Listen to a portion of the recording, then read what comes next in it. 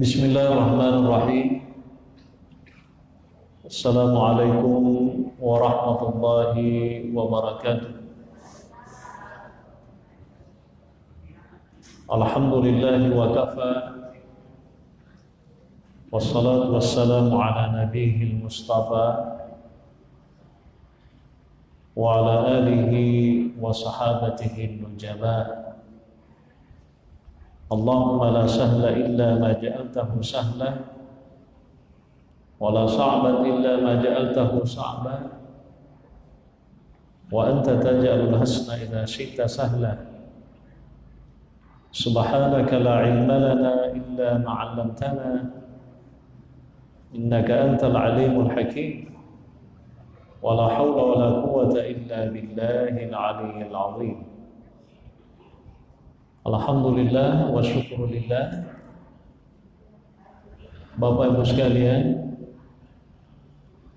para jamaah maghrib yang insya Allah semuanya dimuliakan oleh Allah Subhanahu wa ta'ala.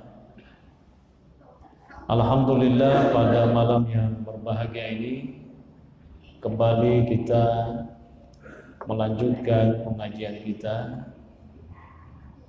yakni pengajian akhlak, dan buku yang kita baca adalah salah satu karya seorang ulama hadis di Makkah, ya, namanya adalah As-Sayyid Muhammad bin Alawi Al-Maliki Al-Husaini. Ya. Judul bukunya adalah Mafahim Yajibu an Tusahhah. Beberapa pemahaman yang mesti diluruskan. Sengaja saya membaca buku ini untuk malam ini, karena ini buku memang sangat penting untuk kita baca. Banyak pemahaman-pemahaman yang merebak di masyarakat kita, yang sesungguhnya pemahaman itu perlu diluruskan. Makanya ini yang kita baca. Salah satu materi yang terdapat di dalam buku ini adalah tentang maqamul khaliqi wa maqamul makhluqi. Ya, makamnya Allah dengan makamnya makhluknya. Posisinya Allah dengan posisi makhluknya.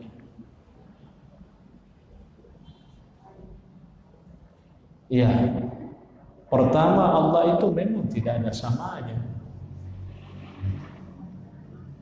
Laisa kamitslihi syai' wa huwas samiul basir. Allah itu tidak ada samanya, dan dialah Allah yang maha mendengar lagi maha melihat. Wa ma tasqutu min waraqatin fi dhulumatil ardi wa la ratabin wa la yabisin illa bi kitabin mubin.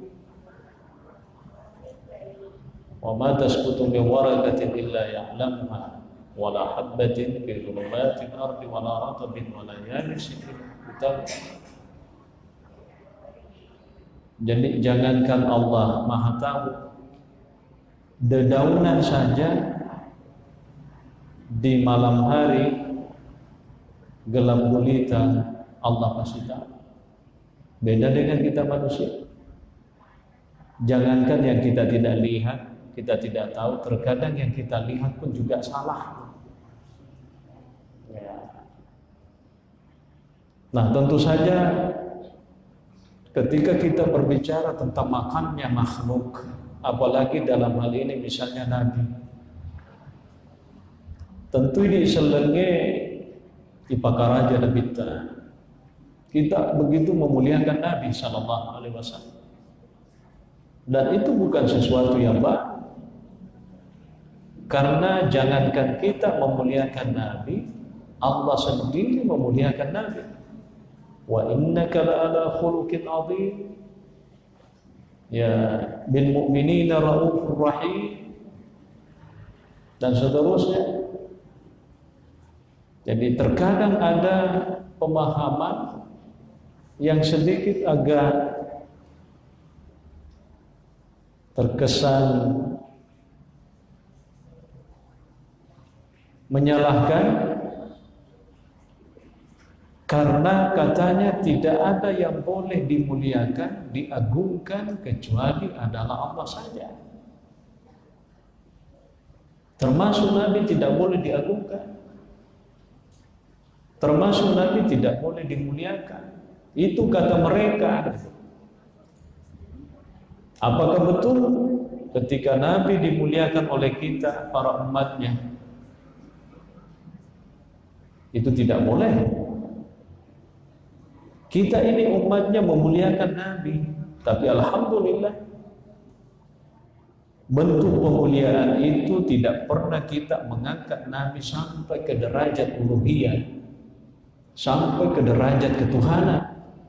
Tidak pernah kita mengatakan Nabi itu adalah anak Tuhan misalnya, atau Nabi itu adalah setengah dewa misalnya.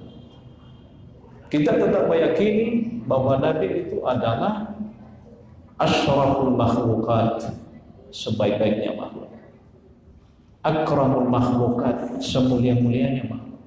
Itu pengagungan yang tidak mengantarkan seseorang kepada kesyirikan. Nah, ini yang banyak yang dipahami oleh orang. Maka dedeno di ipakaraja nabitta nasaba musyrik amak ipakaraja nabitta, tapi kita tidak pernah mengangkat Nabi sampai ke derajat ketuhanan. Boleh tidak? Boleh. Tidak ada larangan. Ya benar kui pakaraja Nabi tak sampai mengangkat Nabi kepada derajat ketuhanan. Ya, itu syirik, musyrik itu. Makanya Nabi itu dalam hadis yang lain mengatakan begini, la tatruni kama atratin nasara min Maryam. Jangan engkau memuji aku wahai para umatku seperti halnya orang-orang Nasrani itu memuji putranya Maryam. Yarunacen nabita. Jangan engkau memuji aku, kata Nabi, seperti pujian orang-orang Nasrani terhadap putranya Maryam. Dalam hal ini adalah Isa alaihi salatu wassalam. Bagaimana puji-pujiannya orang-orang Nasrani terhadap Isa? Nah, itu tadi. Mereka sebahagian mengangkat ke derajat ketuhanan. Qalatil yahudu Uzair ibnullah wa qalatin nasara al-masih ibnullah. Orang-orang Nasrani mengatakan Al-Masih itu adalah putranya Allah. Kita kan tidak pernah begini. Ya beda kan?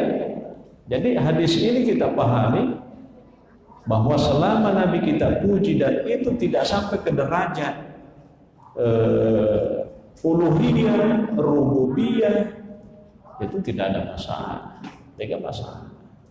Inilah pemahaman yang perlu kita luruskan, yang memang terkadang oleh sebagian dari kita, ya apalagi dalam konteks sekarang, ya wah itu syirik itu. Ya padahal sebenarnya tidak begitu. Jangankan Allah itu memuliakan Nabi sallallahu alaihi wasallam, Bapak Ibu sekalian, ya syiar-syiar ya Allah dalam bentuk aturan-aturan ibadah Allah. Ya, kalau itu kita muliakan, itu juga dianggap sebagai takwal qulub, takutnya hati itu. Saya kasih contoh. Dalam surah Al-Hajj ada ayat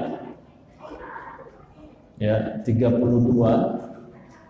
Allah mengatakan begini, dzalika wa may yu'azzim sya'airallahi fa innaha min taqwal qulub. Dengan demikian, wa may yu'azzim sya'airallahi, barang siapa yang memuliakan, mengagungkan syiar-syiar Allah itu, fa innaha min taqwal qulub, maka itu bagian daripada takwa hati seseorang. Kasih contoh haji, kita muliakan haji, ya. Ka'bah, kita muliakan Ka'bah. Apakah orang yang memuliakan Ka'bah musyrik? Apakah yang memuliakan tanah haram musyrik? Apakah orang yang memuliakan Masjidil Haram musyrik? Abadan, tidak. Yang musyrik kalau memuliakan Ka'bah itu memposisikan seperti posisinya Tuhan.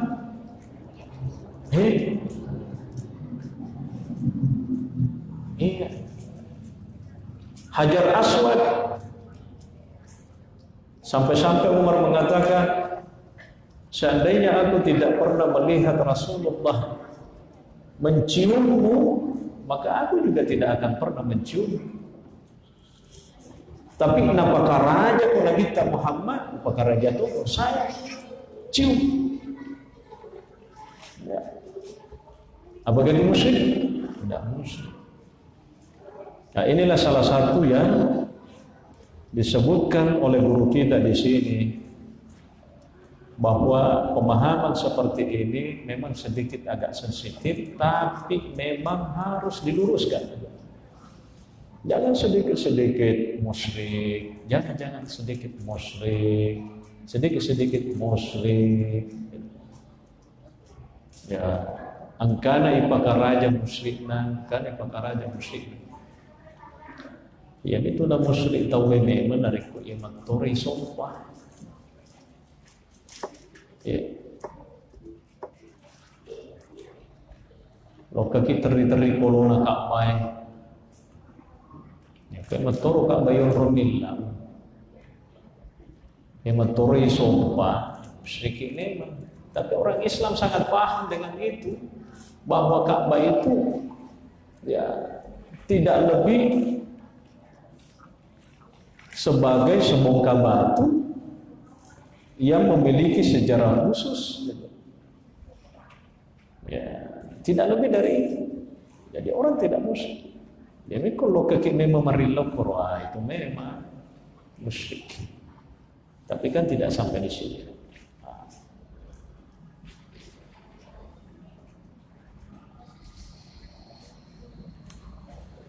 Ada hadis Nabi Shallallahu Alaihi Wasallam, Bapak Ibu sekalian. Ya, ini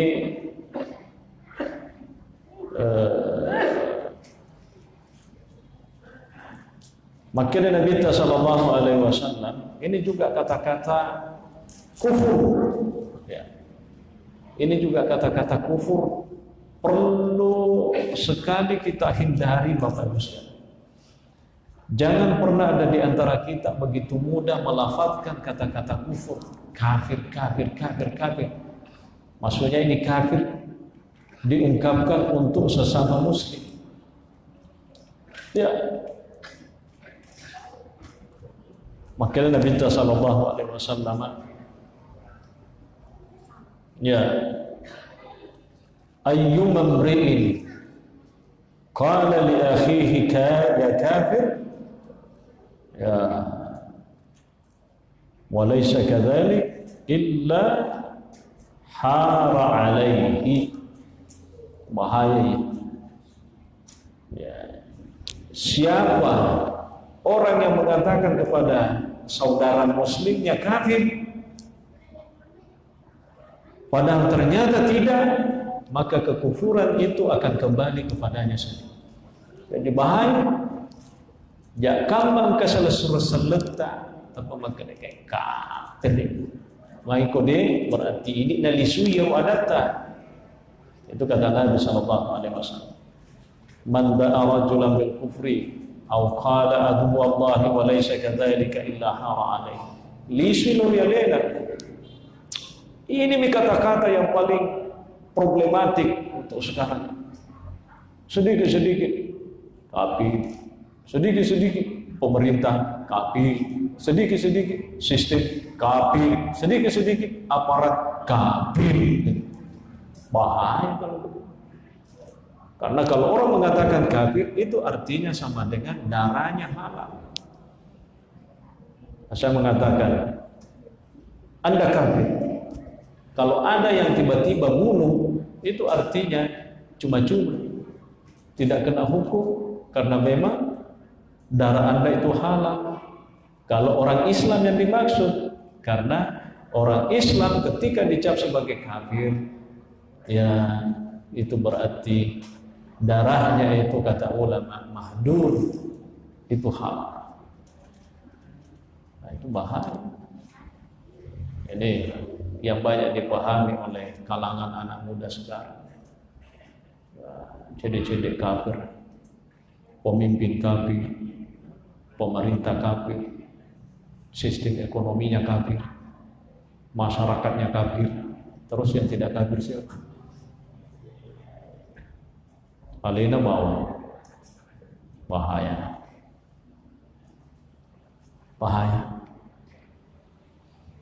Maka Nabi sallallahu alaihi wasallam, salasatun min aslil iman. Ada 3 itu menjadi pokok daripada iman, dasar daripada iman itu.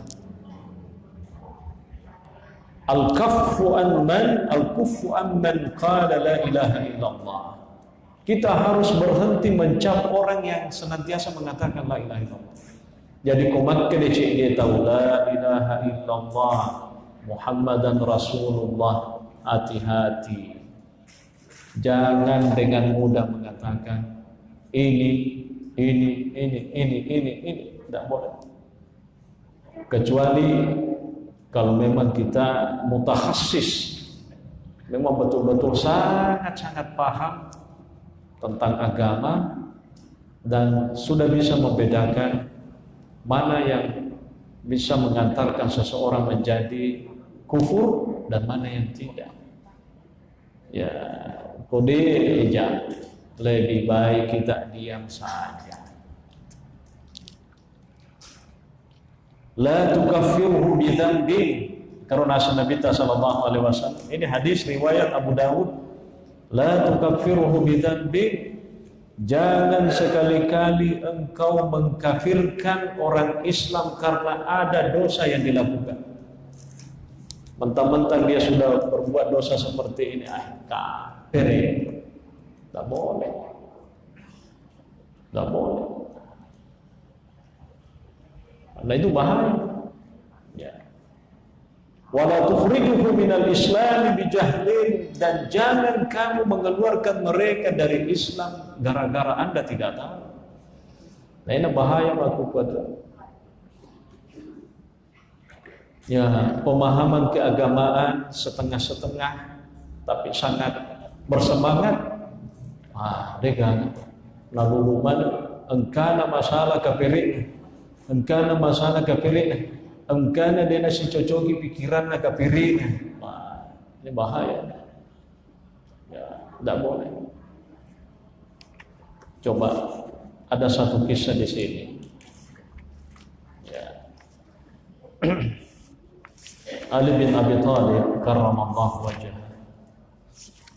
Ya, ada itu ceritanya.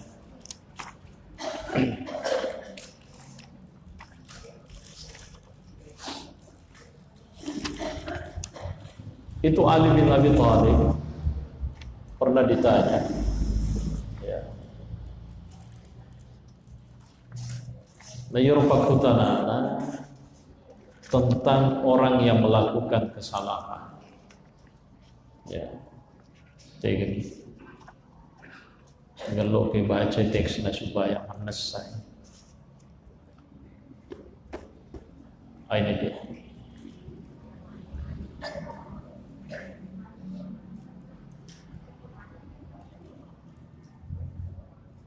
Jadi Ali bin Abi Thalib karramallahu wajhah itu pernah ditanya terkait dengan kelompok yang berselisih dengannya, yang tidak sependapat dengannya. Karena memang pada masa Ali bin Abi Thalib itu terjadi fitnah. Kalau dalam bahasa ulama kontemporer, al-fitnatul kubra, ini fitnah besar, karena yang bertikai adalah para sahabat Nabi sendiri. Ya, di sekedar agenan lagai Allah alam. Tapi kok meloi bicara ya sesuai dengan fakta sejarah, ya terjadi kesalahpahaman, ya disebabkan karena persoalan dunia, termasuk persoalan kekuasaan. Ya. Ditanya Ali bin Abi Thalib, ya, akufarul hum, apakah mereka wahai Ali itu yang berselisih denganmu, yang tidak sependapat denganmu, apakah mereka itu kafir? Kafir dengan aslinya? Faqala la, innahum ya la, innahum minal kufri farru. Dan mereka itu bukan orang kafir.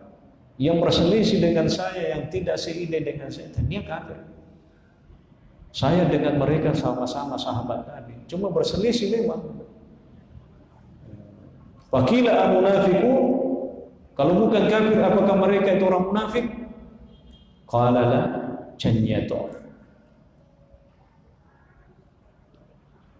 Innal munafiqina la yadhkuruna Allah illa qalila, karena orang munafik itu tidak mengingat Allah kecuali sedikit saja. Mereka itu sahabat terbaik Nabi, cuma memang berselisih. Jadi tanyatu kafir, tanyatu munafik. Wakila ayu syai'in hum, aga balik. Bacana tu kafir, tanyatu munafik, aga balik. Waqala hum qaumun asabathumul fitnatu, mereka itu adalah kelompok yang sedang ditimpa ujian, dicoba oleh Allah Ta'ala, ditimpa fitnah. Ya,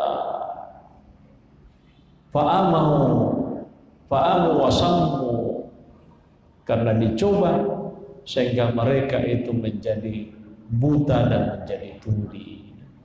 Jadi dia nak kafir ya, dia tu nak munafik. Icoba mi, na dia na tadinga takalupa ya akhirnya dia na magalupa kita. Dia tu na magalo, paring kalingan na batuana, susah memang untuk mengkalingan. Jadi ini luar biasa. Ini fitnah sebenarnya. Sekarang kita ini sesama orang Islam. Ya lucunya ini Pak pada ini matu siwaiwa, kelompok yang satu dengan mudah mencap kafir, yang satunya juga mengatakan kamu juga sama dengan saya, kafir juga. Dan yang paling berbahaya ini adalah karena ini terorganisir, ya ada yang tidak cocok dengan pemerintah misalnya, penguasa atau aparat, dicap semua sistemnya kafir, dicap semua sistemnya sebagai kafir. Bahkan ada juga yang memang sangat berani mengatakan Indonesia ini adalah negara kafir. Terus Anda orang apa? Orang Indonesia. Ya kalau sudah keluar aku dari sini karena ini negara kafir.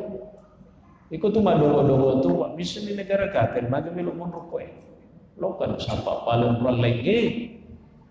Ini pemahaman doktrin seperti ini banyak sekali sekarang, bahaya. Kalau dalam bahasanya Ali bin Abi Thalib, kalimatu haqqin yuradu biha batil.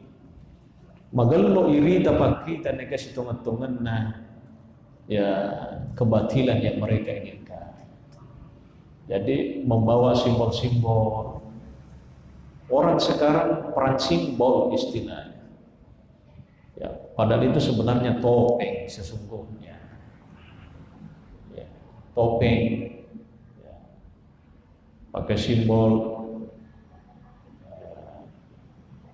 sedikit-sedikit angkat apa gitu, itu simbol Pak, simbol ya, dan itu bukan persoalan baru ya.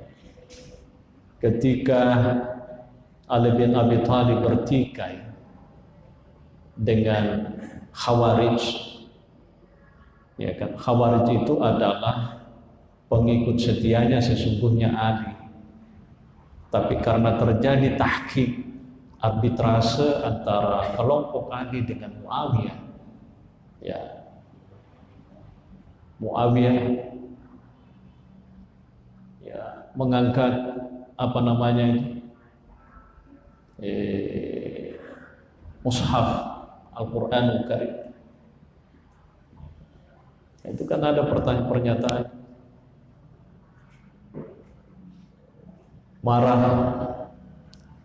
marah kelompoknya Ali, kenapa kamu terima itu? Mereka itu kan sudah kafir gitu. Ya. Jadi ada pernyataannya Ali mengatakan kalimatul haqqin yuradu biha batil. Kalimat yang baik tapi situngan-tungan akatana din magano. Padahal ini makuka beda. Ya, jangan kita terpancing dengan simbol-simbol Pak. Akal itu ya memang magano. Degaga cacak berita.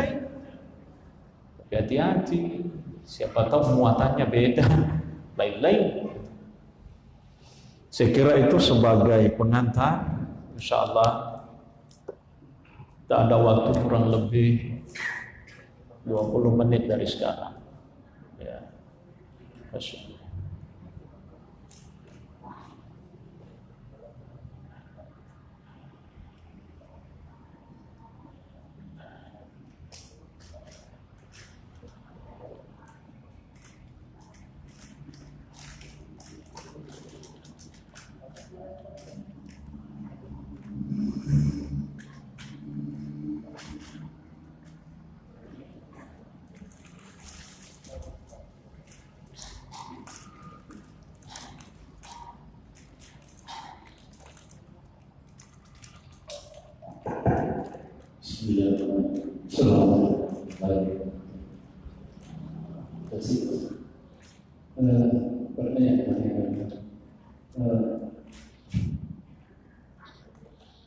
Bagaimana sebenarnya ada pada dalam memberikan masukan kepada pemerintah dalam hal isu yang kita lihat seperti ini.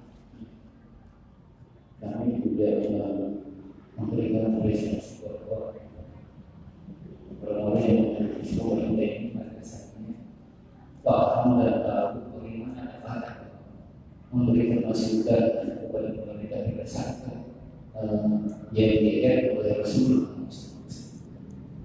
Lalu kemudian dia harus melakukan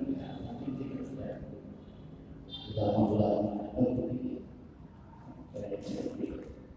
atau ini dari kaum Khawarij tadi, dari dulu sampai sekarang ada pengaruh psikologis sehingga dalam hal tadi memberikan masukan kepada kita seperti berdasarkan dari Rasulullah.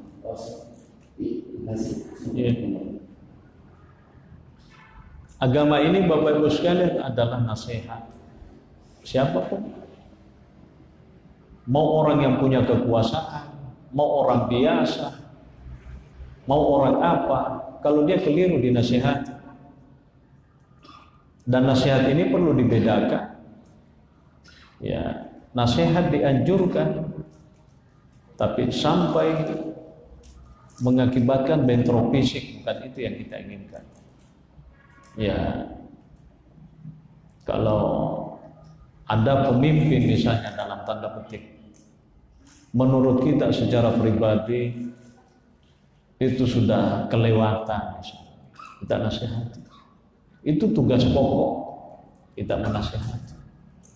Ya, ad-dinun nasihat. Qalu liman ya Rasulullah, lillahi wa li rasulihi wa lil mu'minina wa ummatihi. Untuk semuanya. Jangan karena ada hal-hal seperti itu lalu kita memprovokasi orang lain untuk melakukan tindak kejahatan. Itu salah. Apalagi kalau kita lebih spesifik, ada orang diangkat sebagai seorang pemimpin. Saya tidak bicara tentang siapa-siapa, tapi ini dalam konteks umum, diangkat sebagai seorang pemimpin dan itu secara hukum sah. Ya, itu haram hukumnya orang itu menyatakan keluar dari kepemimpinannya. Itu buga namanya dalam ilmu fikih. Bugat.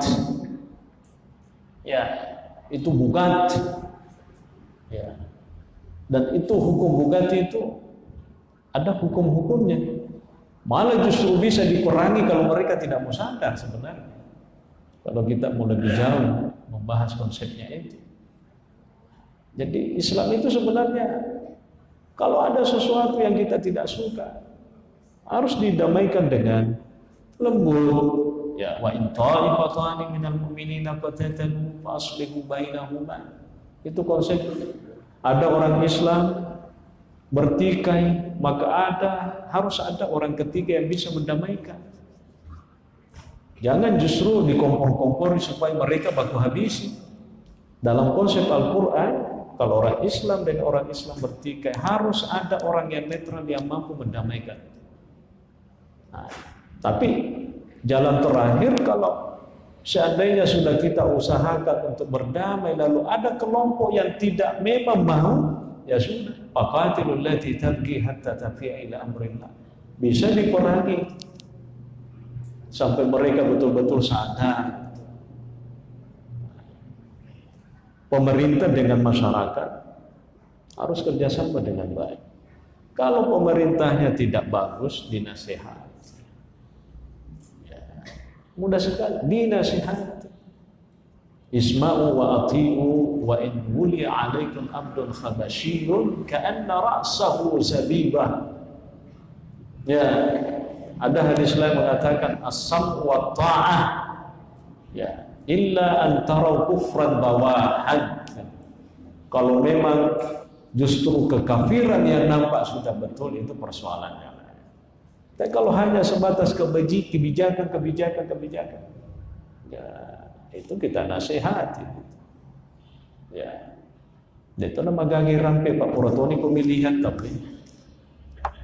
tapi saya sampaikan ini konsep, bukan karena siapa, bukan karena siapa. Ini konsepnya memang begitu, Pak. Ya, ulama Ahlus Sunnah wal Jamaah itu sepakat bahwa tidak boleh orang menyatakan keluar dari pemerintahan itu haram hukumnya. Ya, al-khuruju anil imam itu tidak boleh. Ya, tidak boleh. Karena dia dipilih secara sah. Nah ini matuk pilih. Ya, maka dia masa sekali kau pilih. Taruh kita tajam di bawah kok. Pemilihan lesi jangan terpilih kau dia puji di sana. Itu saja. Tapi kalau sampai mengkompor-kompori, masya Allah itu. Dan saya minta maaf Bapak Ibu sekalian, mengkompor-kompori dengan menggerakkan massa untuk melakukan jihad. Jihad apa? Jihad apa? Ini fitnah. Jihad apa siapa yang mau diperangi? Mereka di sana saudara kita, salatnya sama dengan salat kita, puasanya sama dengan puasa kita. Mereka punya keluarga, kita juga sama. Kalau mereka diperangi, mereka orang Islam, sama dengan kita, syahadat, sama-sama syahadat. Ngapain mau diperangi? Itu provokator, provokasi. Provokasi. Makanya kita jangan terpancing lah. Orang Islam itu sangat tidak suka dengan ketidakadilan, itu pasti. Orang Islam itu salah satu cirinya adalah pasti tidak suka yang namanya kesewenangan, pasti. Tapi cara-cara untuk menyelesaikan semua itu ada caranya yang benar, ada yang benar. Dan kalau kita perlu kaki si gapo-gapo pada ini bentuk pada saat fitnah. Ya. Cukuplah sejarah sahabat pernah terjadi. Coba bayangkan, Abu Bakar itu memerintah hanya kurang lebih 2 tahun. Disambut digantikan oleh Umar 10 tahun. Terjadi fitnah. Umar bin Khattab itu mati terbunuh. Tapi kata Umar bin Khattab, ketika dia salat ada yang tusuk dari belakang, langsung tertusuk, ditangkap orangnya. Pelakunya ternyata bukan orang Islam. Dia mengatakan, aku bersyukur kepada Allah karena ternyata bukan orang Islam dia tusuk. Pesan. Yang dihindari itu adalah fitnah. Coba nasa seletok do kak bijak masih itu pada ki. Tapi tanah muasa dan sungguh kak berkumah kata memang tak do kak ada yang tusuk saya tapi bukan orang Islam. Abu Lu'lu al-Majusi bukan orang Islam. Umar meninggal diganti sama Utsman bin Affan 13 tahun berkuasa, mati juga. Provokator ini. Kenapa mati? Ini provokasi, Pak. Jadi rumah Utsman bin Affan meninggal dalam keadaan membaca Al-Quran di rumahnya karena dikepung, mati karena provokasi. Ada yang kompor-kompori, masa kamu begitu? Iya kok. Orang tidak peduli dengan itu, tidak berpikir lagi yang jernih, akhirnya ketua ini mengaruh mati Panuluta Utsman bin Affan. Tidak lama muncul lagi. Kenapa Ali bin Abi Thalib ketika dia memerintah kurang lebih 5 tahun terjadi fitnah perang saudara dengan Muawiyah bin Abi Sufyan? Provokasi lagi, Pak. Tahu siapa Muawiyah bin Abi Sufyan? Itu ponakannya Ali bin Abi Thalib. Ketika Ali bin Abi Thalib, bukan Ali bin Thalib, ponakannya Utsman bin Affan, waktu Pamuluta Utsman bin Affan jadi khalifah, Muawiyah itu adalah gubernurnya, dia ponakan plus gubernurnya di sana. Mati Utsman, ada yang kompor-kompori. Masa namun amurin, kok ya mak jalo, kok mewah terjadi perselisihan, provokasi, Pak, luar biasa. Dan itu yang turun temurun sampai sekarang. Kita ini diprovokasi terus supaya kita ini bertikai sesama orang Islam. Kenapa? Karena itu satu-satunya cara kalau kita begitu, negara ini hancur. Ya perlu disadari kepada idik mamlaka.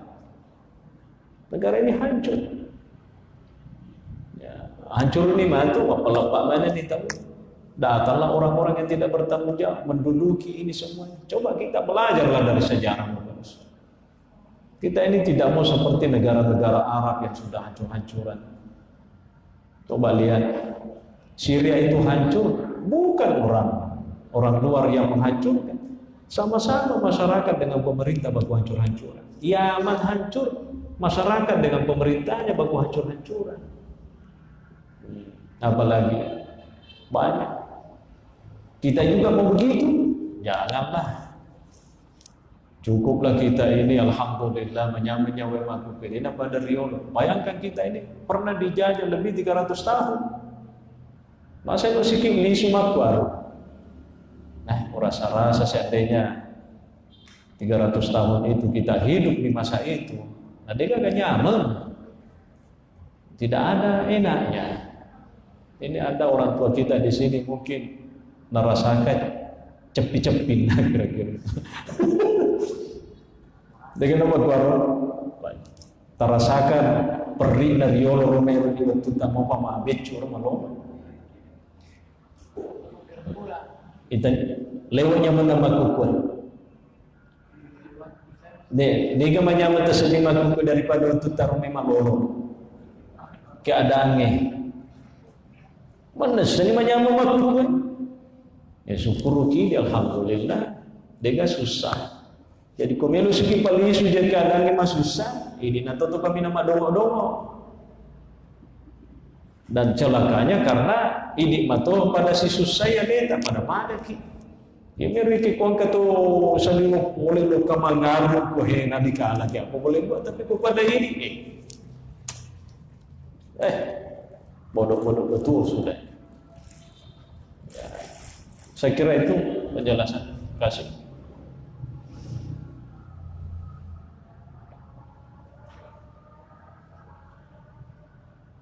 Taman Isa. Silakan. Terima kasih. Ini mungkin adalah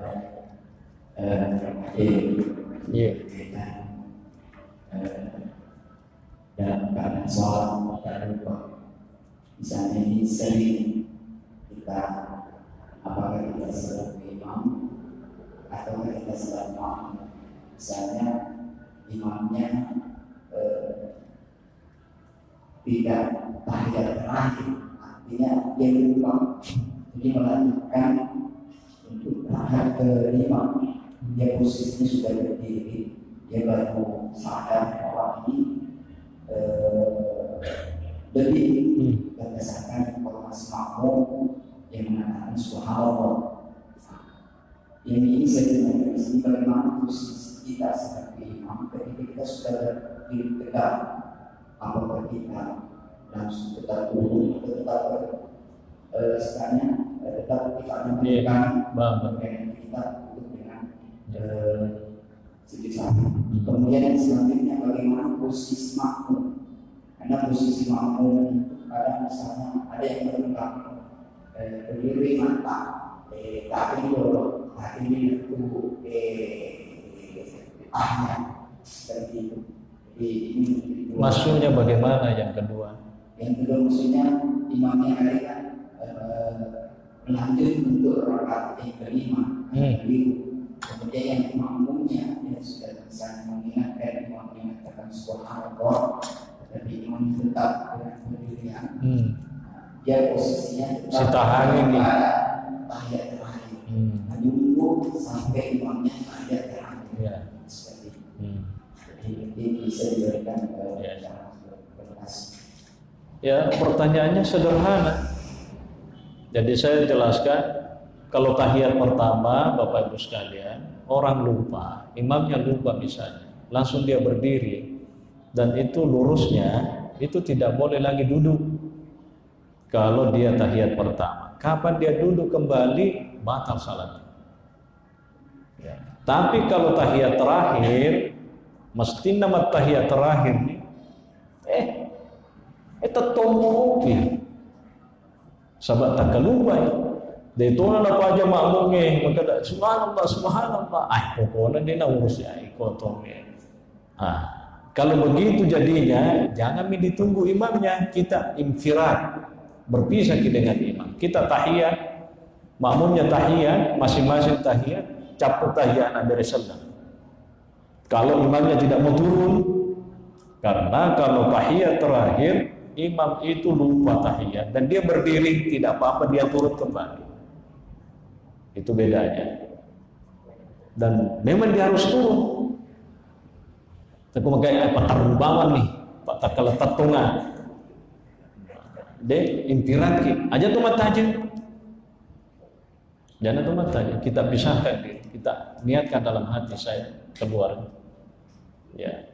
Dan salam masing-masing. Jadi intinya kalau tahiyat terakhir imamnya itu tidak batal kalau dia sudah berdiri dan turun kembali. Nasabak mesti lempang di metui, jadi pada kotoy. Mesti lempang bala-bala dulu. Lewai, mundur nih. Enggak apa-apa itu. Dena pada nariko dek maktu panalatu tapi tahiyat pertama kan dia panalatu. Ini mana aja nanti mundur terbalik Pak, tanda tuyul dulu dia kenteng. Itu nanti ditutup dengan sujud sahwi. Saya kira penjelasan. Terima kasih. Kamu Pak? Itu mah gagah pasangin mau nih jangan. Ya. Bismillahirrahmanirrahim. Salamatullah. Terima kasih. Yang ingin saya tanyakan Ustaz, Iya. perihal tasawuf. Perihal tasawuf. Tasawuf. Iya. Kalau soal yang saya sudah aktif di Facebook. Jadi tasawuf itu apakah harus menggunakan tarekat atau guru mursyid? Itu saja. Iya. Kalau orang mau tasawuf itu mesti memang ada mursyidnya. Ya. Kalau bicara tentang tasawuf ya, harus ada mursyid, ada yang bimbing. Ya, ada yang bimbing. Jadi harus ada pembimbingnya. Itu betul. Kami kan di Kampang di Indonesia kita ada 32. Banyak memang. Ya. Yang mana yang paling ideal diperlihatkan? Ya. Intinya tentu ajarannya kan, wirid-wiridnya. Karena tidak semua juga tarekat itu bagus. Pak Jaman ketua tarekat, oh ya, magi itu sapo, dia tolong kemasum pajang, agak piala masum pajang na wisnya hakikatnya. Oke, piku caranya, tembus ni tarekat salah itu.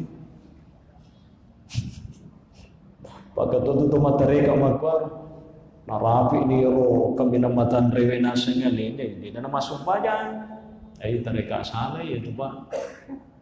Dia itu nama puasa, tarekat salah itu. Maka dia magalo apa? Magalo nasabah itu masuk aja, tapi dosa mau boleh nih. Tarekat itu adalah jalan untuk menuju kepada Allah. Dan tarekat itu adalah dasar-dasarnya adalah Al-Quran, hadis. Jadi untuk menilai apakah ini tarekat benar apa tidak, ya harus selalu diperhadapkan pada dalil-dalil Al-Quran dan hadis dan penjelasan para ulama itu. Ya. Kan tarekat itu Bapak Ibu sekalian, siapa yang mengajarkan? Misalnya saya. Ya.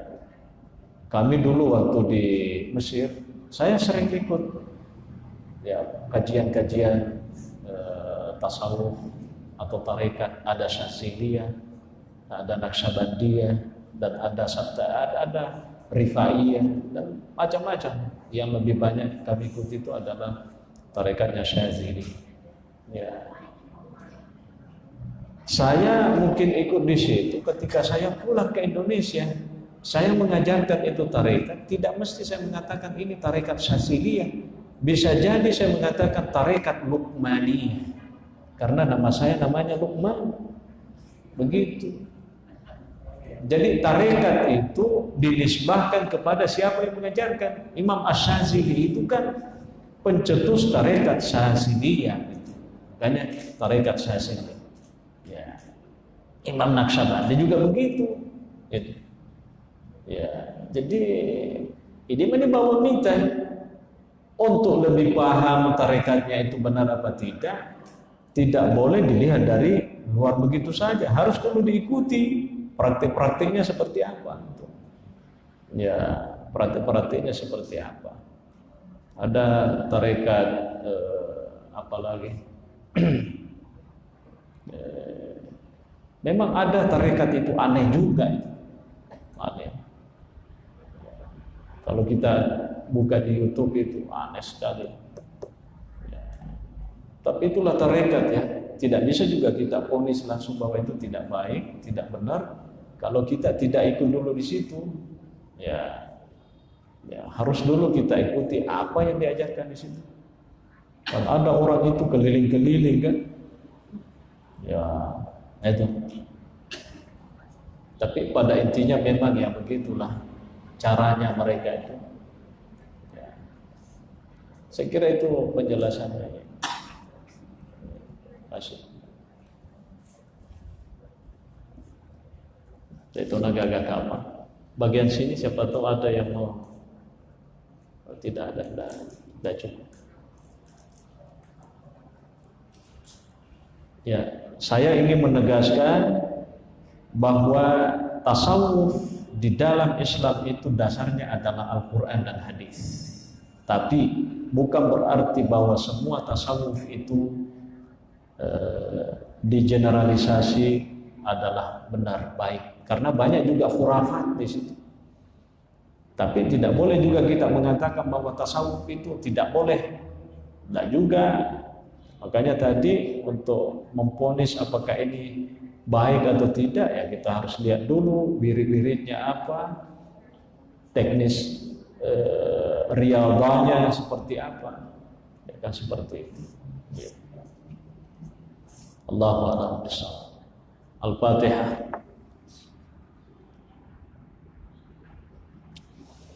Alhamdulillahirabbil alamin. Assalamualaikum warahmatullahi wabarakatuh.